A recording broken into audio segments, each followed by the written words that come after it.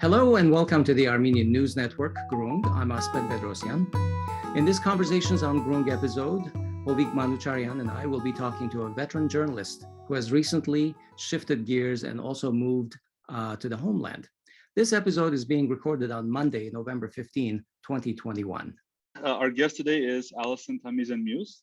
She's a graduate of the George Washington University's Elliott School of International Affairs, and she is a French and Arabic speaker and a veteran Middle East journalist. Having worked over the past decade as a producer, correspondent, and editor for major international publications, including Agence France-Presse, NPR, and Asia Times, she currently serves as strategic advisor for the New Delhi-based consultancy DeepStrat and is newly based in Yerevan.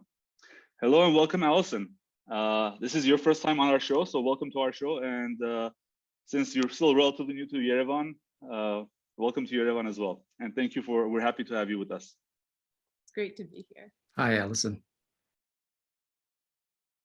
In your decade-long professional journey, you've covered some important aspects of the Arab Spring, for instance, and you've covered the Egyptian uprising, the Syrian civil war, the rise of the Islamic State, Lebanese financial collapse, and the Beirut explosion. Can you tell us what drove you, to be a journalist in more detail, and then what drove you to these dangerous scenes of international conflict? So my shift towards journalism, I studied international relations with the idea that I would go into the U.S. Foreign Service and be a diplomat. But it's a bit ironic because when I was just starting my education, my higher education, John Evans got the boot over recognizing the Armenian genocide. And that made a big impression on me because I thought, here's this guy who's a career diplomat. He reached the top, and even he can't necessarily say what he wants or change the policy. And maybe that's a bit extreme. I mean, he certainly had an impact, but it wasn't immediate. So that kind of steered me away from the U.S. Foreign Service because I felt like if that's what I'm going to encounter at the top, then that's too slow for me. So I wanted to get into journalism. I actually started as a research fellow through a grant from my university, the Shapiro Fellowship in Cairo. And my research was on the Armenian community there. So that's how I got started in the Middle East. So from the beginning, I was always looking, to find the intersection between, my background and current affairs and a field that was, and a region that was very important. So that's kind of how it all began. And I would say that over the years, my heritage has definitely, contributed to my understanding of the region. Just having that immediate community that can really inform you on perspectives that you might not get if you're maybe just hanging out with journalists or just, covering the obvious news developments. So Cairo led to Beirut, where I worked for Agence France-Presse, which is one of the three main news agencies or wire agencies, we call it, in the world. And when you see the little ribbon at the bottom of your TV with the update, that's what we do. So we are the ones that are kind of doing the headline that goes all the way around the world and often is picked up by other main newspapers that don't maybe have the resources to have somebody in every single country all the time. So that was also a very formative experience and taught me about, how you write those headlines and really kind of, I think, set me on the course for, the level I expect from journalism and journalists. So that's my background. And now here I am in Armenia. I've shifted gears. I've been doing journalism for almost 10 years. And now I really want to contribute in the homeland. And So I Alison, I have a quick question. Are you in Armenia as a journalist, or Armenia because you are repatriating or visiting? What's your status over there?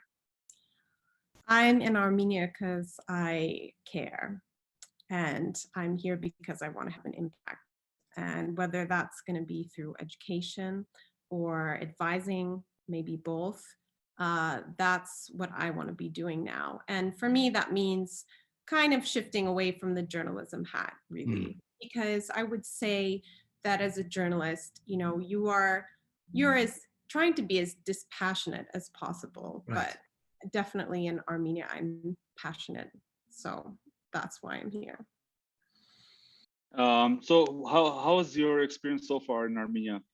So, you know, I'm still getting settled here, but I would say that, you know, it's a challenging period to be a journalist now in Armenia, and there are some people, you know, working hard to check what's going on, but you know, it's not easy. I mean, I was in Lebanon still during the war, where I was based as an editor.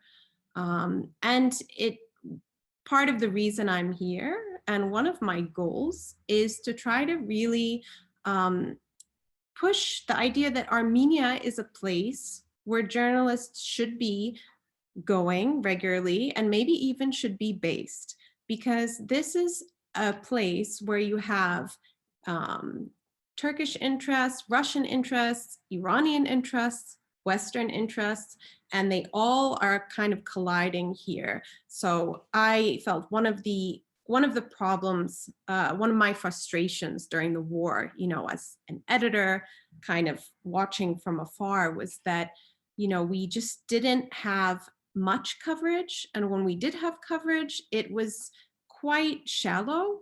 And, you know, part of that is because oftentimes major international outlets, they'll have someone based in Istanbul, someone based in Moscow, someone based in maybe Beirut, Jerusalem. But any place in between really falls between the cracks. So when something major happens, people are really playing catch up. They might know very little. The people they're getting briefed from, getting their briefings from, maybe are, you know, have their own interests, or, you know, they're just the Western interlocutors that speak English that are the most easy people and obvious people to reach out to. So one thing I'm trying to work on here is, you know, and a goal for a project that I'd like to do is to get journalists over here, policy people, and really make sure that they have their contacts here on the ground, so they're not getting informed through interlocutors who maybe are not the best ones to explain what's happening here. Yeah, that's going to be pretty challenging, I guess, when I think over the last 20 years with the conflict in Artsakh, Tbilisi has become the regional hub for journalism and for many other things. And if I recall, during the war, there was hardly anybody from Western press covering the war in Artsakh, right? We mostly had to rely on Armenian press, and more than that, it was the government, basically, public relations, that was feeding us information. There were just a couple of guerrilla Westerners who were in Artsakh at the time. Alison, were you in Armenia when during the war, and were you working for a media organization at the time? I was not in Armenia. I was in Lebanon, and I was editing the Middle East section for the Asia Times, and that was it was a challenging period because, you know, we had our kind of stable of contributors, and including, you know, people that were, for example, trying to put in Azerbaijani propaganda, including that, you know, the Armenians are keeping pigs in the mosques. And, you know, all these small battles happen behind the scenes. And had I had no knowledge of Artsakh, Nagorno-Karabakh, had I not been there myself, you know, had I just been a dispassionate, disinterested, not knowledgeable outsider, maybe I would have fallen for that. But I, you know, I put my foot down and I said, this is not acceptable. This is incitement. This is the kind of thing that can actually, get people killed in hate crimes far away from this region. And these are the small things that happen behind the scenes that you don't see, down to headlines. When the war broke out, my writer who was reporting had a headline that said, the conflict erupted. And I said, is there a side that started this? Do we have information? Can you back up this, or do we not know? And it was clarified that no, Azerbaijan started the attack.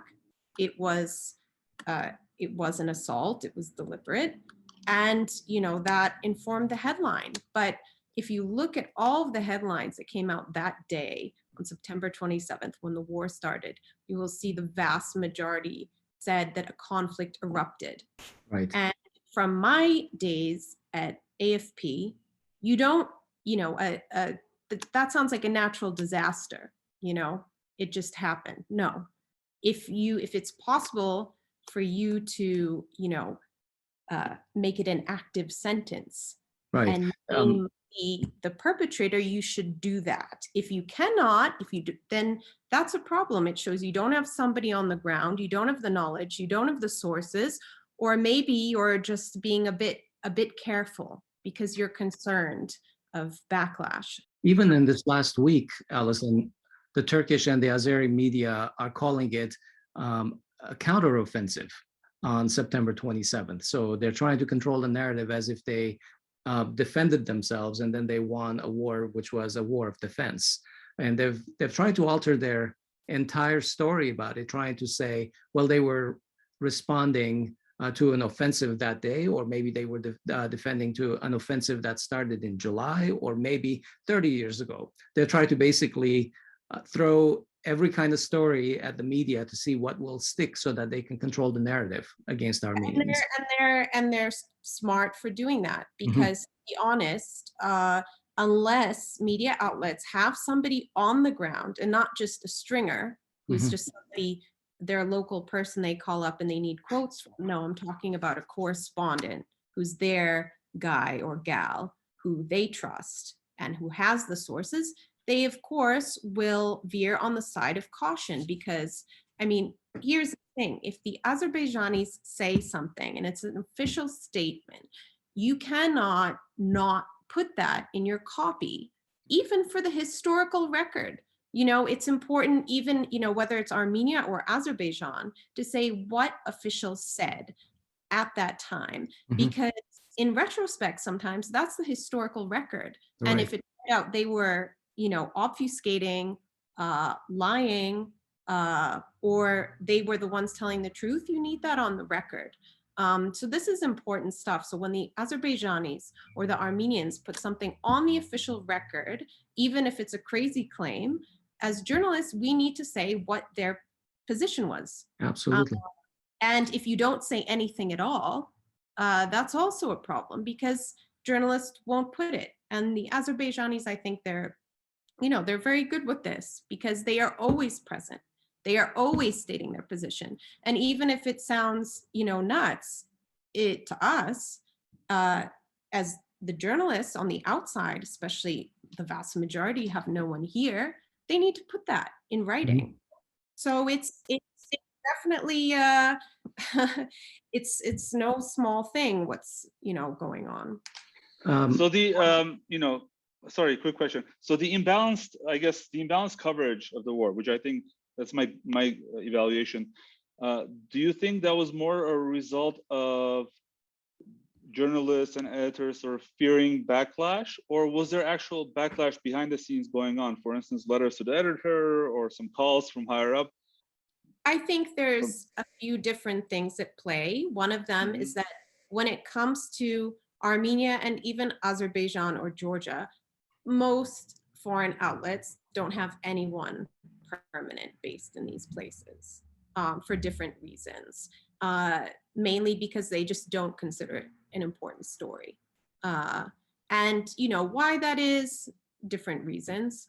But so that's one, literally not having anyone on the ground or the knowledge, so that when someone says X, you just have to put it, and you end up with this false equivalent sometimes. And I think, yeah, there's definitely a lot of pressure. I mean, the Azerbaijani government, like the Turkish government, they always put their position, and they are very aggressive. They will call people up in their offices and complain. And I don't know if the Armenian government does that, but it's definitely, it's very effective, because unless that journalist is fully confident in the history, in the, everything that's happened, that has an effect, and it will cause you to pause. Well, the Armenian government in general has come across extremely passive in responding to these narratives, as I call them, in the press. It seems to me that they take everything to be the truth to be self-evident, and they don't necessarily respond to something that is promoting an alternative set of views or truths according to, for example, the Turks or the Azeris. They're just very passive. Armenians are very passive in the press on this. And it's not easy, this is not an easy thing. You need resources. Absolutely. It's not, it's not to it needs a machine, basically. And as we know, Azerbaijan, they have a machine. They have a machine. Is reported on this, the laundromat and whatnot. I mean, it's not to it's mechanical, I can tell you. But it takes resources, it takes people, it takes just the wherewithal to see what's going on, to see which platforms, because it's not only media, it's behind the scenes, it's legal blogs, it's various international forums, it's UNESCO, it's everywhere. Yeah. And so Armenia is up against a lot, I will say that. Right. I read a lot of the Turkish and Azeri press, as Hovik knows, or anyone on Groong knows. I recognize their templates. They have first paragraphs, last paragraphs, these things that basically end up repeating themselves hundreds of times as they put out articles. And just basically, it becomes almost a momentum of its own, right? Basically, that they say, for example, the war that started ended in a complete victory, in a capitulation, and in a victory, it's regarded as a victory for Azerbaijan and a defeat for Armenia. That sentence, for example, is repeated 1,000 times over the course of a year in all these articles, because it's part of their footer template in their articles. Before we move forward with other questions, I want to go back to Hovik's question, Alison, about how you experienced the war. I think you said you were stationed in Lebanon. Were you there? So you were there. The war started basically a month and a half after the Beirut blast in the port. Were you there? And how did you experience that and the community in that situation? I was in Lebanon. I was thankfully outside Beirut. Mm-hmm. But that event has had a huge effect, because and perhaps if it had not been for the economic collapse, which we can say is one of the biggest Ponzi schemes in history, mm-hmm. Where basically people's bank accounts were lirified and they lost their savings at the hands of the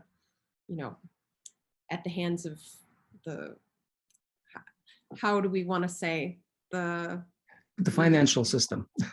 Yeah. If it wasn't for that, people probably would have rebuilt, because mm-hmm.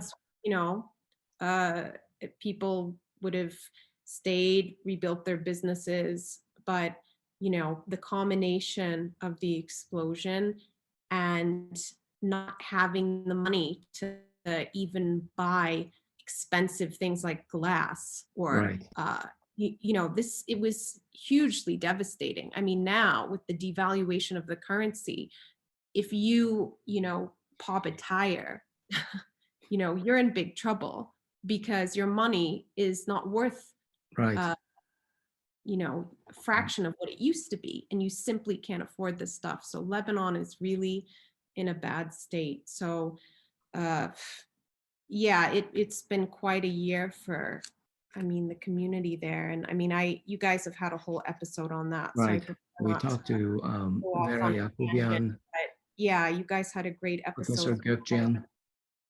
Yeah. It's that was quite an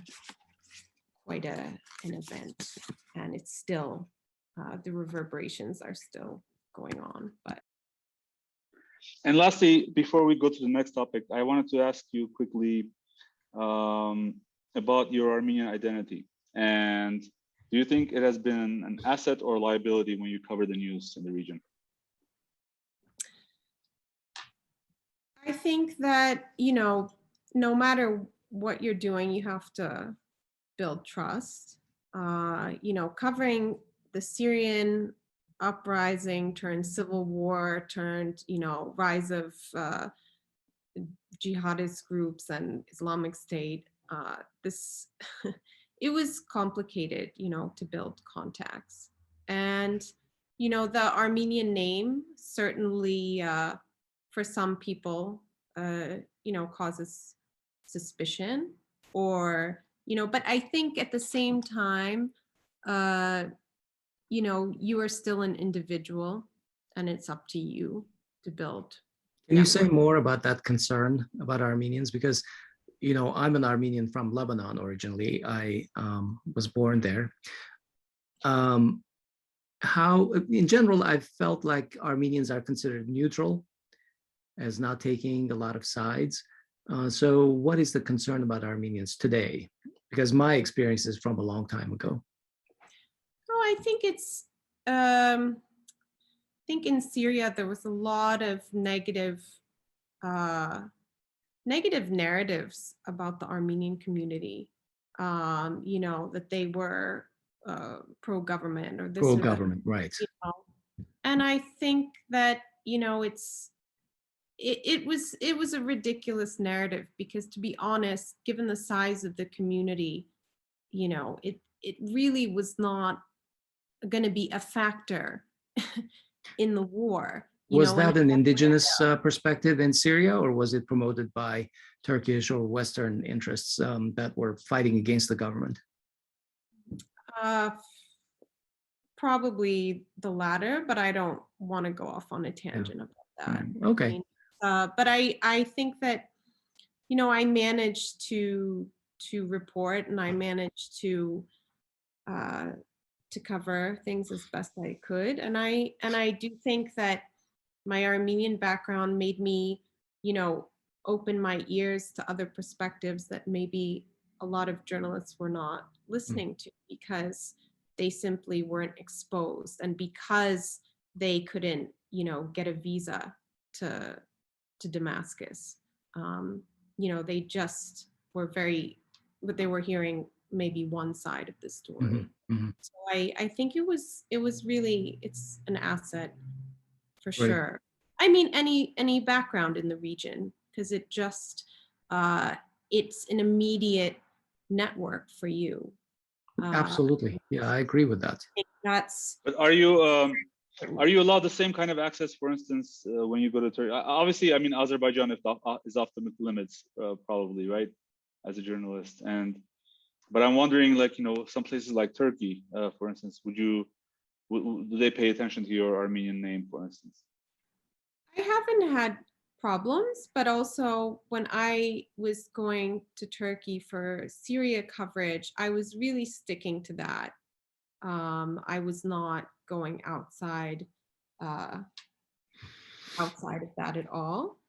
And then when I went to Turkey I went to Turkey in 2015 to participate in the genocide centennial commemorations in Diyarbakir, Bitlis, as part of a trip with led by Ara Sarafian, and with a really interesting group of people, including Armenian and Assyrian diasporans, local activists, Kurds, Turks, and that was really something. And I would have been willing to cover it. I think I would have taken that, that leap and seen what happened. But I proposed it to my employer at the time, and they weren't interested. They didn't think it was a story.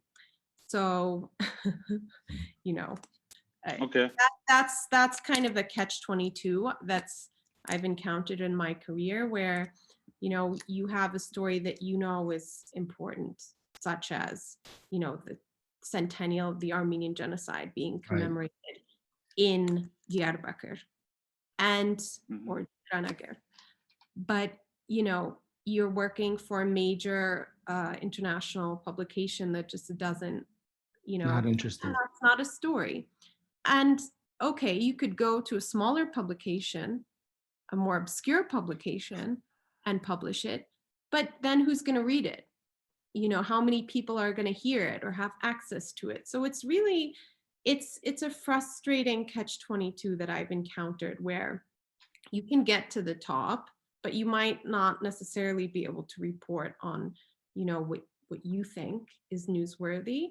And, you don't want to report somewhere so obscure where, nobody sees it. Because at the end of the day, one of our main objectives is to reach our audience as journalists. Right. So that's another reason why I decided to shift gears, and another reason why I'm hoping that, here, this is, one thing I can work on to show that, this is a story. Cool. So, okay, let's shift gears ourselves. And, I find that ever since we started this podcast, I find myself spending a lot of time on Twitter. And that's how I learned more about your background, Alison, as you regularly tweet about your areas of interest and analysis. But I wanted to ask you, what has been your own experience about Twitter itself as a platform for sharing news and political analysis? Twitter is great because it's really the only place where anybody can actually, maybe call something out or speak directly to a very high-ranking official or organization and possibly even get a response. And so that's why I think Twitter is very interesting, because you have, with kind of the death of print media, you have the exposure that letters to the editor will get kind of decreases. And you have comment sections, but those can sometimes devolve into, just a bunch of trolls and fake accounts fighting, and sometimes they're even shut off, and there's no place for people to challenge an article or a narrative. And when it comes to think tanks and things like this, forget it. There's no recourse. You can email them, but they often get very defensive of their people. So I think Twitter is interesting as a tool for anybody in the world to hold people to account. And, it has a lot of downsides, but I find it quite useful. And it's also where I rely on to get news, because you can follow people that you trust and sources you trust, or you can also use it to kind of just get the first hint and then follow up and to check it out. And you said you use it to get news. Do you use it? Is there anything else, or is that the only thing you use it for? I mean, I definitely use it to, to share what I observe, something I think is important. It's useful platform. It's a double-edged sword, though, because it's also can be a very combative place. And it's, maybe we're gonna reach this topic, but it can be full of harassment So it's a tough place also. Right. The Armenian community has been very divided, just like you said. We're very polarized on Twitter. It's and by now we know that this is not just an Armenian phenomenon, right? Look at the United States, the state of the U.S., red and blue, and divisions. So it's more likely the social media that's shrinking this global village and amplifying the polarizations, and then dampening and muting areas where people have interests in common and understandings in common. It's just kind of human nature that's amplified, where we are much more passionate about disagreements than our agreements. So how and wars don't help as well. Right, absolutely. So my question was, how has this affected your experience as journalists reporting in a world of conflict, where you know that things can be radicalized and ignored in ways that you do not want them to happen? So I maybe part of the reason is because I'm in Armenia as an Armenian. I'm not, just posting articles. I'm, putting out sometimes my analysis, my opinions. But I've never experienced the level of harassment, attempted smears, challenges of my integrity, through all my years reporting on Syria and more on ISIS, as I have talking about what's happening in Armenia and being critical. And it's really been quite an experience. There's definitely an attempt to put people, to divide people, to smear people, to label people away, basically to remove their credibility of having an opinion. Some of the labels that get thrown around for those who are not active on Twitter are, if someone's critical of, what's happening in Armenia, of the government, and immediately labeling them a dashnag, and a nationalist, Lebanese dashnag, a comfortable diasporan. And, I refuse to engage with this, because I don't accept, I might not be dashnag, but I don't accept that word is weaponized and used as a smear against Armenians. I may be a diasporan. I don't accept that be used as a smear. I was also attacked by a Western journalist who said, "Oh, Alison, this is her first time in Armenia this year." And I didn't respond to that, but it's not true. It's, almost a decade ago, I was interviewing Syrian Armenians in Artsakh, in Arabic. And, but I don't believe that should be used against anyone. Absolutely. But there's a difference. I don't accept, sorry, I'm gonna continue this train of thought, but I just don't accept that. And I refuse to play that game, because then I'm saying that, oh, well, someone only has the right to speak or to think critically or to criticize if, they check these boxes that you've set for them. And I just don't agree with that. Just because you're in a certain location doesn't mean you know anything about the culture or the history. Right. Just because you speak a language doesn't mean you know the history or the dynamics at play. And yeah, I think it's very dark that there are these attempts being made to put people in boxes and categorize them away and out of the conversation. And this is, first I was getting these kind of attacks from Azerbaijani officials and Turkish officials, and now I get them from, kind of the Twitterati that are active commenting on Armenia. And it's really, it's quite disturbing. I want to confirm your feelings about this, that, first of all, let me say there's a difference between setting the record straight and then engaging at the same level of polemics with people trying to smear. But we at Groong also feel constantly that, if you're not living in Armenia, then shut up, and there's nothing for you diasporans to talk about, right? And I dispute that. I think that we have as much of a right to have our opinions and our feelings about Armenia as anybody else. So especially when you spend your day with the news from Armenia, talking to people in Armenia, talking to people in the diaspora, it's just part of the landscape. Of course. Well, I mean, I think that that would be like telling a Holocaust survivor, they can't comment on, what's happening in their, homeland, or Right. to a Palestinian, or, a Lebanese who had to flee during the Civil War. Oh, well, you're not allowed to have an opinion on what's happening in Lebanon. That's ridiculous.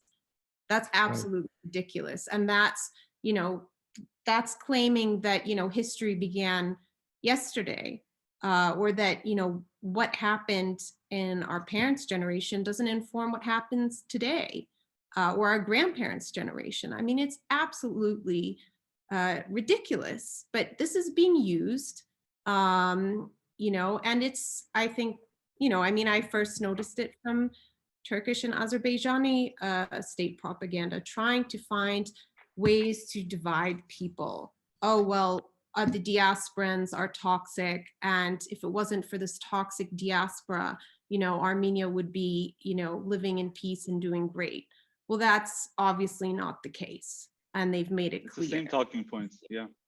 And it's the same talking points, and you have to wonder. I mean, I've actually been privately threatened by a Western journalist based in Armenia, and told that, that basically that I putting my integrity in doubt, and telling me that, Yerevan is a small city and this is not going to go well for you, when I was trying to plan a conference.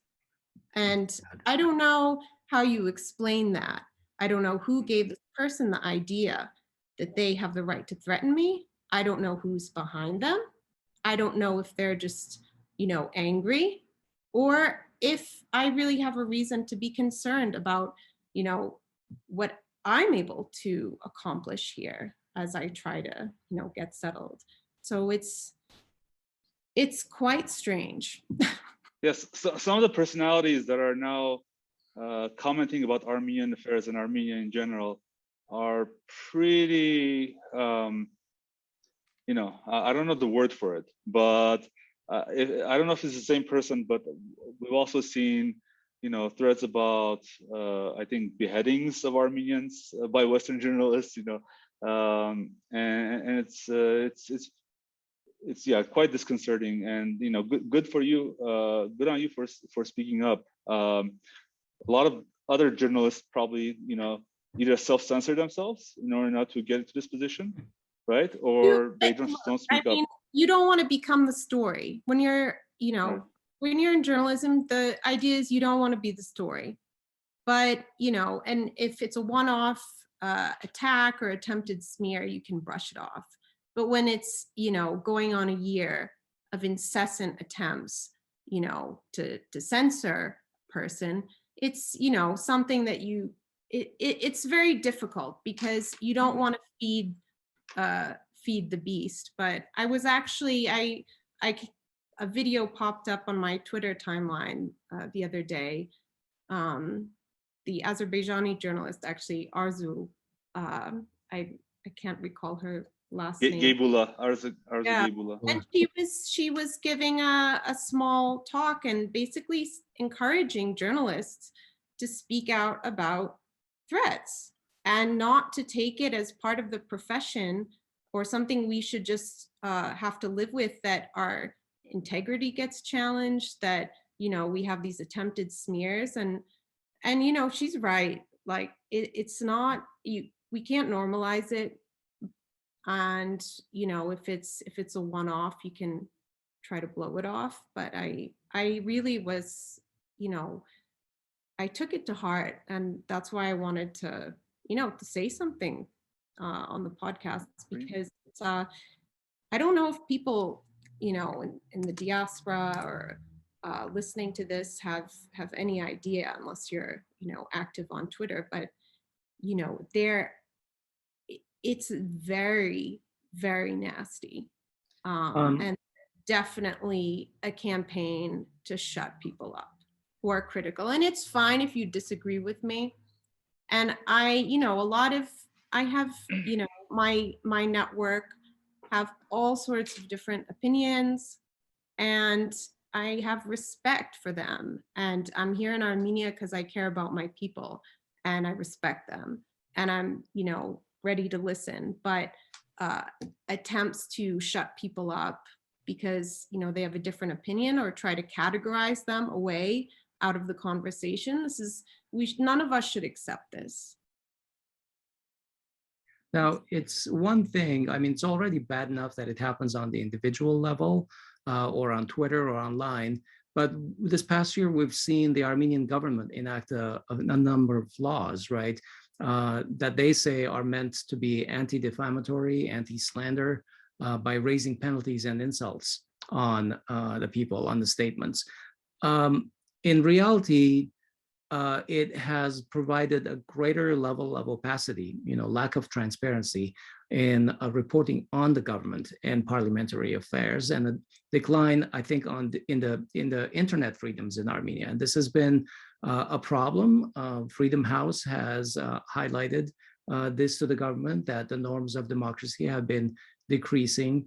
Have you experienced this, and what do you think about trying to put a little bit of a veil on journalism at the government and the legal level? Yeah, I think the Freedom House report was really important because, Armenia has been doing good, especially compared to, Azerbaijan, of course. And so, we don't want to, I think we're used to comparing ourselves to Azerbaijan in terms of press freedom, but that's a really low bar. And I think, now with this new anti-defamation law, and I'm not sure if I saw that initially the idea was it would also have the potential to crack down on the use of anonymous sources, which remember that was something that President Trump would have loved to have done. Because, sometimes you need to give your sources anonymity, because maybe they're in positions where they are technically not allowed to talk to the press, perhaps in the military, things like this. There's definitely standards. You don't want to do a story where it's a single anonymous source. That's usually not, up to snuff. It depends. It depends on, your editor, your trust in that particular source. I mean, but usually if you have an anonymous source, you want like 3 people corroborating the same thing. Right. But yeah, this idea that, to crack down on anonymous sources, and also this idea that, you can't insult people, and we don't even know what exactly are the insults you could be fined for. The fines are quite excessive. It could put somebody, out of a lot of money. It could, it's excessive to the point where it's far above the, the minimum wage. This is problematic. This is what's happening in Turkey. And I think we need to be careful, because we're used to, being the ones that are, ahead of things, and the country that's doing good in the region. But I think that nobody wouldn't want to believe that it's going in that direction. But yeah, it's these kind of laws have an effect, and they're intended to deter people so that they don't lose their source of income. Yeah, absolutely. Now, just for the record, I personally don't believe that the Armenian press is comparable to the Azerbaijani press. I consider those guys much more centrally controlled, and there's almost just basically a department for press releases from the government rather than a press, a quote unquote press. But in Armenia, there is enough chaos that a press actually thrives. It's a little more partisan than you would like to see, but it still has a multifaceted approach to issues and affairs. Yeah, and people are doing some great reporting and they're working hard, but it's not easy when you have, you know, attempts to censor things. Yeah. This is not a trend. This is not a direction we want to go in. And you know, to be fair, there are also, you know, poor journalists in Armenia, but you know, I don't think you want to sort of criminalize poor journalism. You want to, you know, you should allow in my opinion, you should allow the industry to self-regulate. But what I wanted to ask is, you know, obviously we know, you know, let's take Azerbaijan out of the equation, but in Turkey you have these laws that you cannot insult Erdogan. But is there anything else, like, you know, that's comparable in the region that you've had to, you came across with, you came across in the past? And how do you deal with that? Or like, has your editor ever given you a call saying, you know, we got to talk to the legal department because of, you know, this law that we violated? Yeah, I think because my first formative, you know, journalism job was with AFP. You know, it was so not formulaic, but I mean, you really, all of the bureau chiefs, super experienced. They knew their stuff. They would tell you if you're missing something. And I mean, I think there was one time when, you know, it was during the war in Yemen, which, I mean, it's not over, but I was based in Dubai for AFP. And, you know, I had written up a piece with information from one of our guys on the ground about an airstrike, but I had not included an airstrike by the Saudi-led coalition, but I hadn't included the, you know, what the Saudis said about the airstrike, and that was, you know, not correct, and it does need to be on the record, you know, and there's many reasons for that, as we, you know, just discussed. And so, you know, I think that I was definitely, you know, trained to be able to, you know, back things up, and that's important to have that background. I wanted to mention though something when we're talking about the, you know, the laws about, you know, insults and this and that, you know, it's not just about the laws, it's about, you know, the atmosphere, I think, where people are kind of defending this, and I think it's, you know, based on their political views. Like, for example, I want to bring up an incident that happened in recent months, where one of the members of parliament in Armenia got dragged out of the parliament, and, you know, she's an elected official, she's an MP, and she got dragged out of parliament for something she said, not for, you know, any violence or something that would put someone's life in danger. And was that Anna Grigorian, I think? I believe Anna so. Manucharyan. And, you know, here's an instance where, you know, in Lebanon, for example, let's make a comparison. The parliament speaker has been in his position for, I don't know, 3 decades, Nabi Berri, and he controls the parliamentary guards, just as the Speaker of Parliament does in Armenia, I believe. And yet, let's put aside what happens outside the parliament, but it would be unthinkable for him to order the parliament guards to lay a finger on a sitting MP. And this is in Lebanon, where relations between the parties are quite fraught, and but it would just be unthinkable. It would be totally out of the question. I mean, it could, you know, never say never, but I was really shocked that not only did that happen in Armenia, but I noticed a lot of people defended it. and said, oh, well, look what she said. She was being provocative.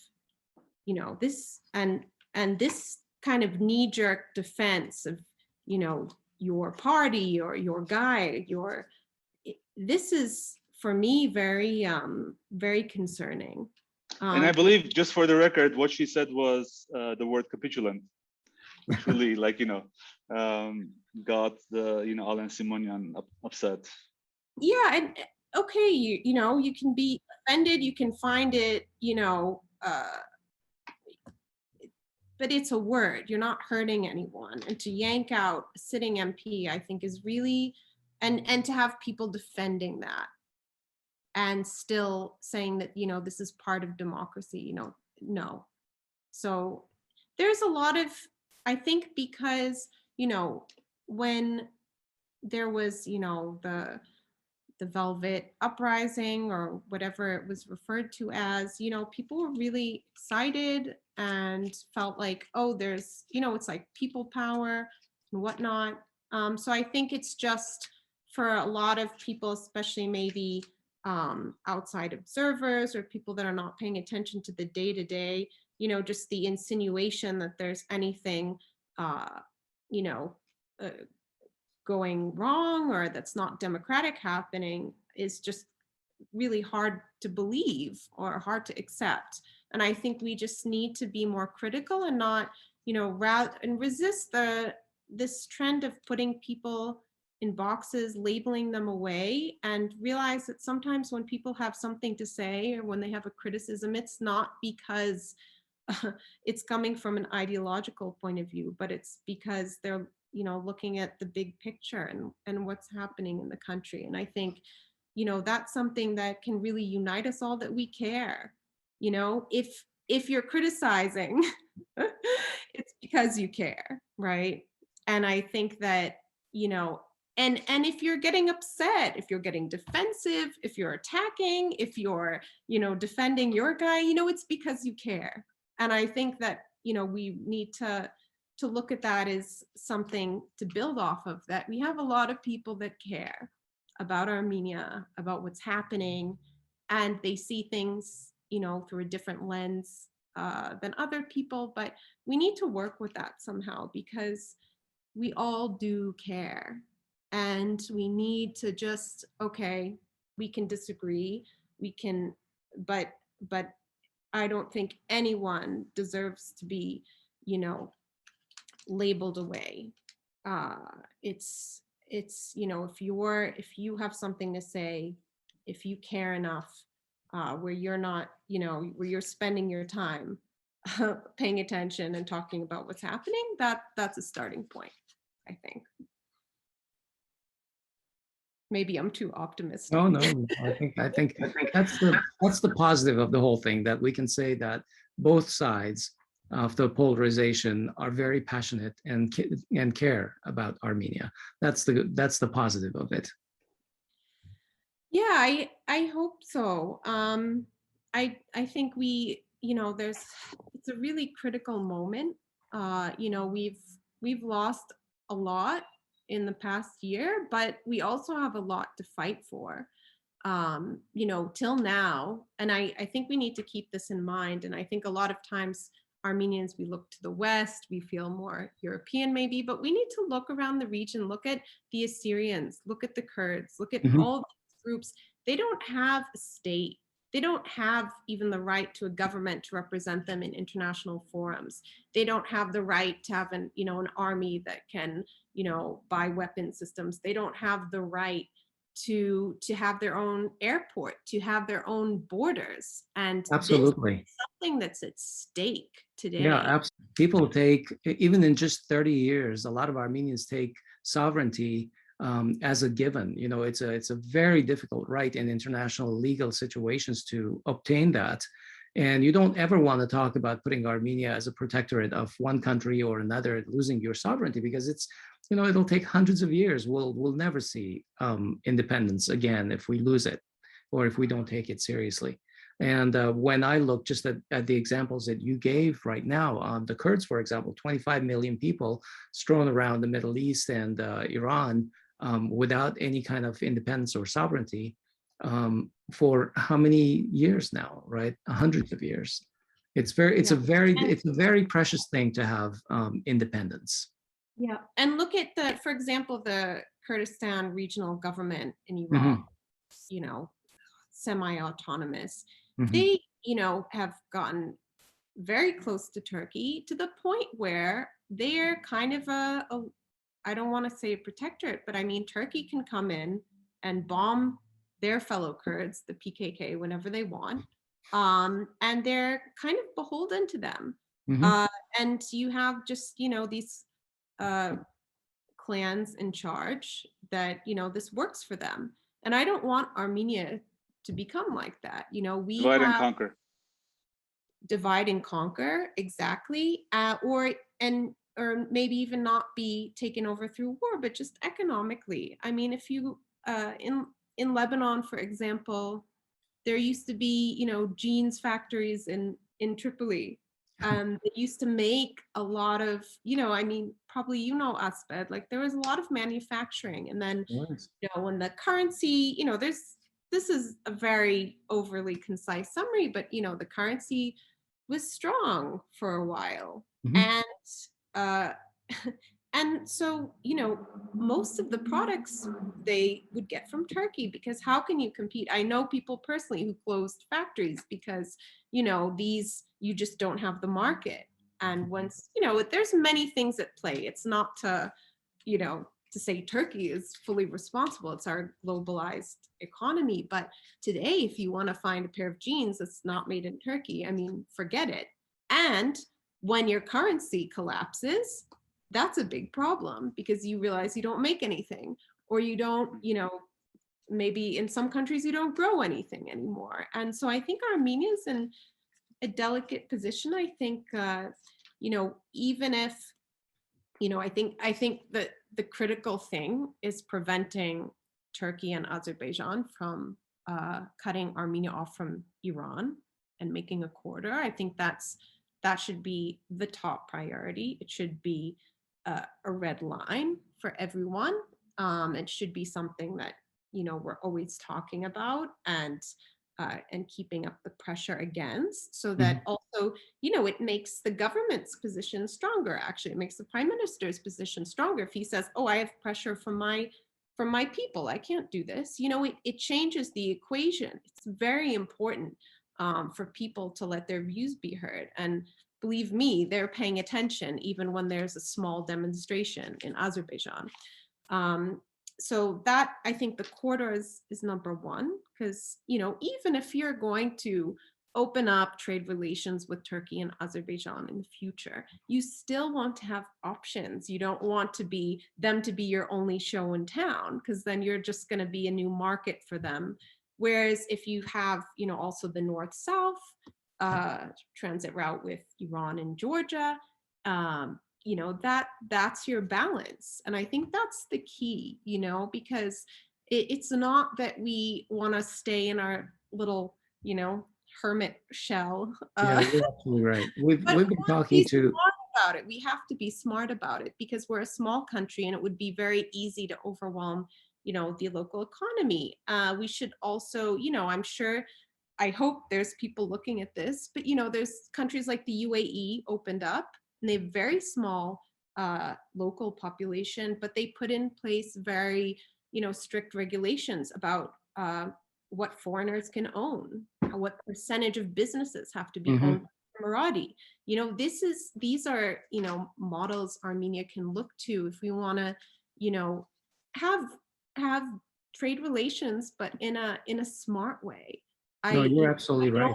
I don't want to come across as a total ideologue, you know, but there's a right way to do it. There's a smart way to do it. And it's not putting all your eggs in one basket. We've been talking about this for quite a while on our podcast, trying to analyze how Armenia can balance the north-south so-called corridors, right, with the east-west corridors, and become remain a sovereign state, and yet be able to manage all the international traffic through it.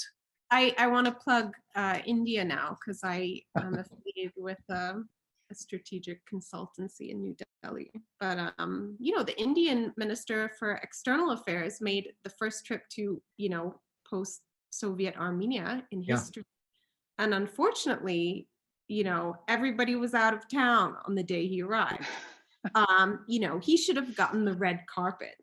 And I think, Indians are still very interested because the North-South corridor is, would be coming to them as well. They're looking for alternatives. They want to balance out Pakistan. They want to, they're looking at their interests. And I think, that's something Armenia, if we're smart, we can really play off of, because, there is an anti-Turkey bloc shaping up in the UAE and Egypt and, Greece, even Syria. India. And it's one of those cases where even we would be able to work with both, the Gulf Arabs and Iran, so we do have some unique cards to play, I think, if we're smart. And what I see happening, unfortunately, is we're letting ourselves get steamrolled. And I don't know if part of that is just the idea that, this is going to be good for us, and we want, we see ourselves going with the Turkey bloc. But I don't think that's wise, because, Turkey is also increasingly isolated. Erdogan, could be voted out if they actually have elections coming up. And just because of all of the anti-Turkey sentiment, whether it's in the US or Greece, Internationally. not necessarily the side we want to be on here.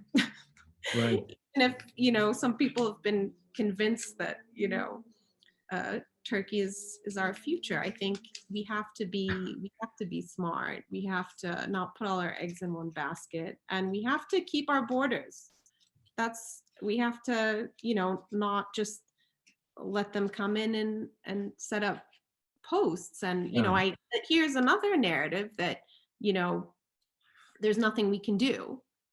Turkey is so powerful, or, this or that or the other thing. But I mean, if we start talking the politics of the day, well, you could just will go to 7 hours. If you feel that way, you could roll over and die. You could open a Turkish truck stop in Guri's. You could just leave. But let's.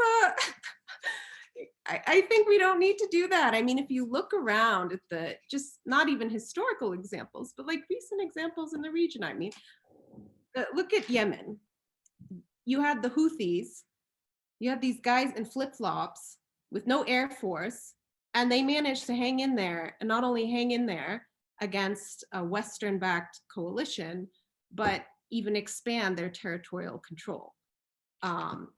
Again, I'm making this concise, but if there's a vision, if there's a strategy, if there's a will, I mean, you guys have talked about it on the podcast, how, during the war, the Armenian military wasn't fully mobilized in support of Artsakh.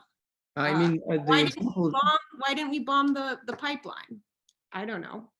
The example that you gave about the Houthis, that's exactly also the situation with Artsakh. It's 150,000 people against the country of Azerbaijan. As long as there was will on the part of Armenians to hang in there, they can do it. They did that for many years. It's just, if we get into the politics of today in Yerevan, we'll go on for 7 more hours here. Yeah, but for the sake of time, you mentioned your consultancy. I want to ask a final question so we can close. What are your plans in Armenia for the next year, both personally and also professionally? So I'm hoping that I'll be teaching, the up and coming young generation. What are you going to teach? Hopefully writing. Yeah. Right, okay. So trying to, get our young generation prepared to write persuasively, which is an important skill, no matter Absolutely. what they do. And also, hopefully working in some capacity to help the government.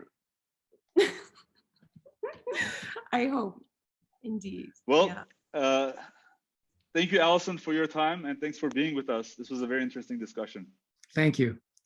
Thank you guys for having me. That concludes this week's conversation on Groong. We look forward to your feedback, including your suggestions for conversation topics in the future. Contact us on our website at groong.org, that's Groong, or on our Facebook page, ANN-Groong, or in our Facebook group, Groong-Armenian News Network. Special thanks to Lara Osborne for providing the music for our podcast. I'm Hovik Manucharyan, and on behalf of everyone in this episode, I wish you a good week. Thank you for listening, and talk to you soon.